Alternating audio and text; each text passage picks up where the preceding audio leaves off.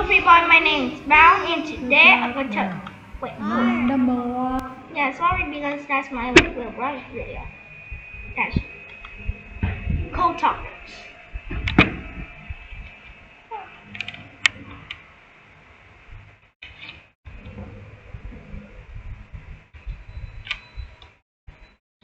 Introduction. The date is February 19, 1945. A platoon of U.S. Marines jumped from a landing craft and struggled through the surf to the beach of Iwo Jima Islands in the Pacific Ocean, not far from Japan. Yeah, that was the Second World War. The Marines are greeted by a hail of gunfire from Japanese forces. Unsure what to do or where to go, the platoon radios his commander for instructions. All will be lost if the enemies one of the platoon's ran, but the Marines are confident. They have a secret weapon. A team of Navajo radio men trained to transmit messages in a code no one else can decipher. Phil Johnston's bright idea. In 1942, World War II was raging across the globe. Many nations, including the U.S., had swept into battle. Communication was vital to keep troops supplied, safe, and ready to do battle. However, U.S. commanders had serious problems. Encoded messages sent between units were being intercepted and decoded by the enemy. The Japanese were especially good at breaking U.S. codes. In some cases, this led to many American casualties. Newspaper stories about the American military radio code struggles caught attention of Phil Johnston. Johnston had lived on the Navajo reservation as a child. While there, he had learned the Navajo language. Johnston was well aware that few people outside of the isolated tribe understood Navajo. He also knew that Navajo was a hidden language. It was only spoken and has no corresponding written symbols. These characters make it perfect for top-secret communications. When he learned about the problems with message encryption, he was sure he knew a way how to solve it. The Navajo Nation? Really? Virginia? What? Johnston contacted military authorities in California about using a code based on Navajo. At first, leaders were skeptical about the plan. However, they finally agreed to a test. Johnston could show that using Navajo was a fast and secure way to transmit messages. The United States military would try it. Yes. But isn't it Indian?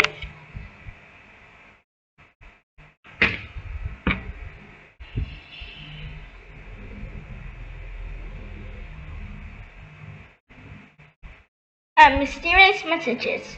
Sending hidden messages dates back to ancient times. Early methods using steganography, I guess, a way of physically hiding or disguising a message. Only the sender and the recipient knew how the message was sent. Sometimes messages were concealed with the use of visible ink, which seemed to disappear once it applied, where heat or chemical would make the ink visible and the message clear.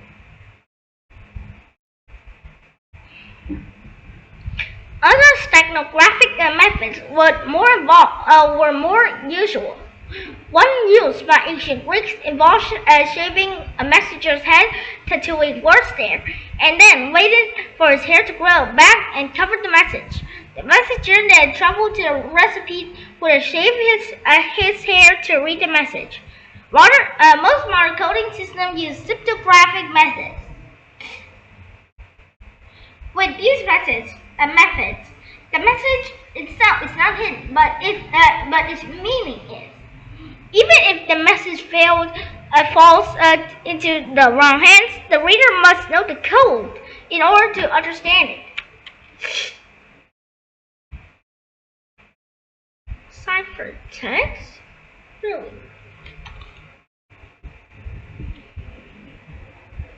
Oh, really? Stand out now. Well, it was all random. At the start of World War II, American military typographers constantly changed coding techniques. They even tried using coded American slang, yet their efforts constantly failed. Many Japanese students have been educated in the U.S. and were familiar with American English. Japanese codebreakers cracked messages almost as quickly as the Americans transmit them. Damn. That's not good. Why Navajo? The idea of using a native people's language was not new. During World War I, the U.S. had used several native people's languages to successfully transmit messages. Cherokee soldiers helped the 30th Infantry Division send messages on the battlefield during the Second Battle of the Somme. Chuck Tillman from the Army's 36th Infantry Division used code to help Allied forces win important battles in France. Comanche codes help as well. With subsistence with these languages, why did the military switch to Navajo during the Second World War?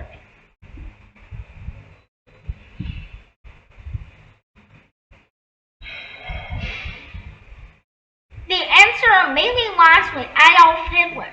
Germany's ruler from 1933 to 45. Hitler knew that the U.S. had used Choctaw successfully during the previous conflict. He wanted to make sure they didn't do so again. After World War I, Hitler sent German students to the U.S. to learn about different native people's language. The U.S. military was aware of this and knew that Japan had sent students to study these languages at all. For a brief time, the U.S. Armed Forces attempted to train servicemen from other groups to act as code talkers. The population of these groups was small, however, resulting in a shortage of alphabetical speeches. The Navajo men were numerous and willing to help. Weary's early military policies had turned the Navajo recruits if they could not speak English. The ability to speak Navajo was suddenly unset since any student, German or Japanese, would have a hard time learning it. Navajo belongs to the Nadine language family. At the time, little had been written about Nadine. The U.S. Marine had confidence that no one outside the U.S. would understand the Navajo code. Yes, do it. Navajo's code dictionary. Weather. Ulachi. Ant. Oh. Slush. Shush. Really? Commanding officer. Hashkijinata. Warship.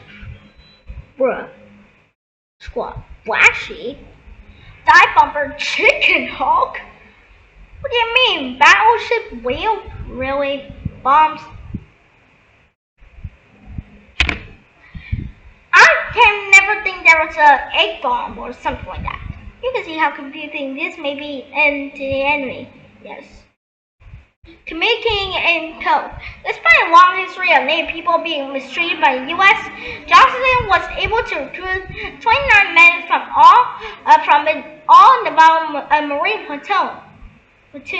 The Navajo soldiers worked with the Field Signal School to come up with a system for coding messages that was based on their language. The coding system had two parts. The first used the Navajo translation of English words to stand for letters. For example, a Navajo word for bear is shush. So the word shush was used for the letter B. Yes.